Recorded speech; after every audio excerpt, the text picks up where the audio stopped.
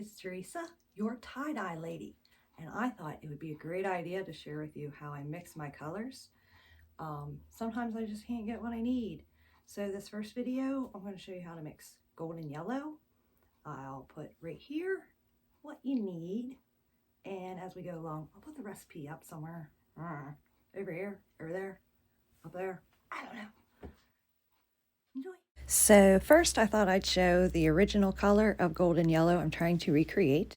First I'm going to be adding this lemon yellow from Dharma. I'm going to add 4 teaspoons to my container.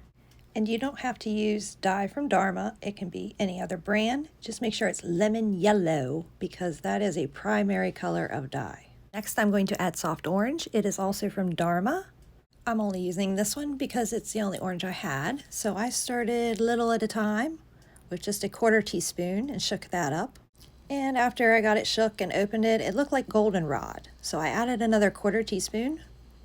And after shaking, it still didn't look like what I was going for, the original, so I added another 1/4 teaspoon. So the bottom of my bottle shows what I'm going for. I'm going to add 1 teaspoon to every 4 ounces of water. I'm using an 8-ounce bottle. So I added 2. Because I'm using thick water, I'm only going to add 5 ounces of water to my bottle first.